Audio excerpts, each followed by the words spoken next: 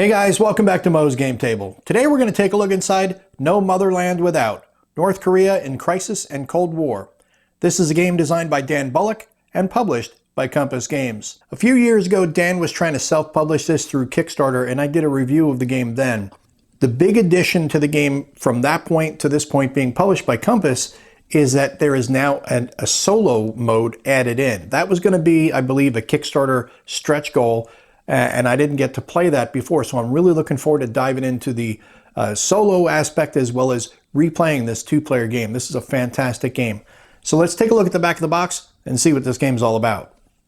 No Motherland Without, North Korea in Crisis and Cold War is a card-driven strategy game for 1 or 2 players depicting the clashes between the Kim regime against the West from 1953 to the present day. In the aftermath of the Korean Armistice Agreement, the Korean Peninsula was divided in two. While its signature marked a cessation of armed conflict, the war was not over. In over 6 decades since the armistice was signed, 3 generations of the Kim regime resisted Chinese and Soviet control, endured famine, floods, isolation, and sanctions while defiantly pursuing nuclear weapons. No Motherland Without, North Korea in Crisis and Cold War features a robust solitaire scenario that places an emphasis on tough decisions and player agency over dice-dependent outcomes, while ensuring that players deliberate more over their play than discerning the actions of an AI opponent. Each player will have a choice of 4 or 5 actions unique to the DPRK or the West, in addition to the play of event cards. Historical events are the engine of play, but unlike many other event-driven CDGs, cards played for events impact the game state for varying amounts of time. Legacy events impart new actions to players or lasting effects for the remainder of the game, whereas enduring events are played to a track that allows only 3 such events in play at a time, making their duration less predictable.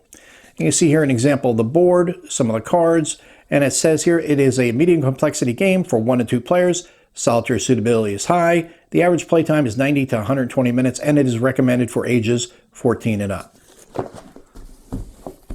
So let's take a look inside and see what you get.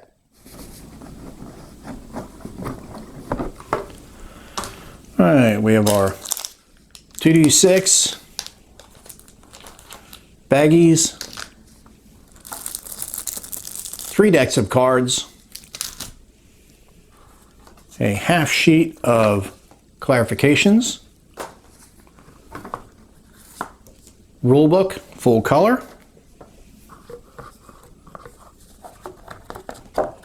player aid cards, a counter sheet, and our map. So let's set up the map and take a closer look at the game. And here's a look at the mounted map that comes with the game. As you can see, it's very red, and it may seem a little overwhelming at first because there's a lot going on here, but it does make a lot of sense once you look at it in its parts. The top right, you have your turn track, then you have your DPRK and West reserves. Prestige in the DPRK track is next to that. Then you have your rations and events in play. Enduring events are down here. The No Motherland Without You card will go in here, and then the global opinion will go down at the bottom left-hand side. Then here is where you're going to have your defector map. You're going to have different tracks that you'll be using to get defectors out of North Korea into other countries, so that way they can defect out and go to the West. Then you have your generation map, which covers the Juche era and the Jung-Un era, as well as your final turn. On the left-hand side, you have your ballistic missile research, because North Koreans want to try to get the ballistic missile research up so they could do tests, which will affect global opinion. And we'll take a look at the player aid. At the top, we have the turn sequence. Then we have a list of the activities for both the DPRK and the West, a listing of the victory conditions, and below that we have a handy guide of rules that you don't want to overlook during play. I'll take a quick look at the counter sheet. This is very red, so I had to zoom in to get a good look at it because it kept going out of focus on the camera. We see imprisoned, defector, and elite counters. Those will be used to keep track of the citizens on the generation map. On the right-hand side, you have defector route counters. Those will be used to keep track of the defector routes as they escape North Korea. And then, of course, we have other administrative counters for other functions in the game. We'll take a look at a few of the event cards that are in the game. Anybody who's played a CDG, this will be very familiar to you. The top right, you have the ops value. Then you have the color bar at the top, blue for the West, red for the DPRK. And the gray means it's playable by either player. Bottom you have your event, and just like any other CDG, you could play for the ops value or you could play for the event. But if you play an opponent's event card, the event takes place first, and then the ops value will come into use. You can also invest these cards, and you can save up to 3 points that can be carried over from turn to turn. However, you can't use any of the leftover points to invest and then use it the same turn. You must save it for a future turn. I think that's pretty cool. And the DPRK player also has 2 face-up cards that they can use at any time, Aid from the Kremlin and Aid from Beijing. The Aid from the Kremlin only goes till turn 4, and then that's removed from the game, and it becomes Aid from Beijing. That simulates the fall of the Soviet Union. And these cards are really valuable because they can be used for 3 action points, as well as using this to discard an event. So to use this, you have to discard an event card, and it's a great way to burn any of those Western cards that may really hurt you in your hand. And we'll take a look at the rules. This is a 31-page full-color rulebook. Don't let that page count throw you off, though, because there's really only about 8 to 10 pages of actual rules. The rest of it is supporting text. Inside of the front cover, we have the introduction, objective, component breakdown for you, and then your setup on page 3. The generation map and the key turns and concepts are all explained to you. The game sequence starts on page 5. Then we get to the event cards, which we've already talked about. Missile test events.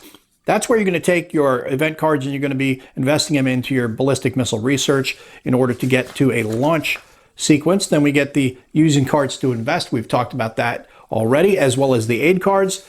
Then we have our activities for both the DPRK and the West. A couple of illustrated examples there. Then we have the global opinion track, game end and final scoring, and then the example of play here starts on page 13.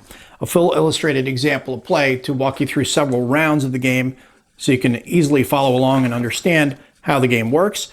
Then we get to the solitaire scenario, which is going to have you playing as the DPRK against the Western bot. So that's going to be pretty interesting to check out. Unassociated event table for the solitaire scenario, and then the card notes, which is going to break down all of the different pieces of background about all the cards in the game, which I always enjoy looking through because you get a little bit more information on the background of the different cards in a CDG, and you get a better appreciation for the events surrounding them. Then on the back of the rules, we have the event card manifest. And that is a look at everything you get inside of No Motherland Without, North Korea in Crisis and Cold War. This is a game designed by Dan Bullock and published by Compass Games. I'm really excited to finally see this in print, a published game for Dan Bullock. He did a great job with this. This was his first design. And I did the prototype review several years ago when he was trying to self-publish on Kickstarter and really was engaged with it. I really enjoyed this game a lot. It's a great 2-player CDG. Kind of along the lines of Twilight Struggle, Labyrinth, things like that, where you're obviously playing the cards the same way we play the CDG, but you've got other challenges. For the West, you're trying to get everybody out of North Korea through this little railroad here that you're trying to get them out to Mongolia or to Thailand and out to South Korea as well. You're trying to get your train going, and at the same time, the North Koreans are trying to imprison and eliminate the elites here on the generation map. Elites are a problem because anybody who's an elite, you get too many of those and you can have a coup, and that's something that the Kim family is always worried about, is a coup, because they rule with an iron fist, and sometimes that can bite you yourself when you treat people that way. So I like how Dan modeled that in the game.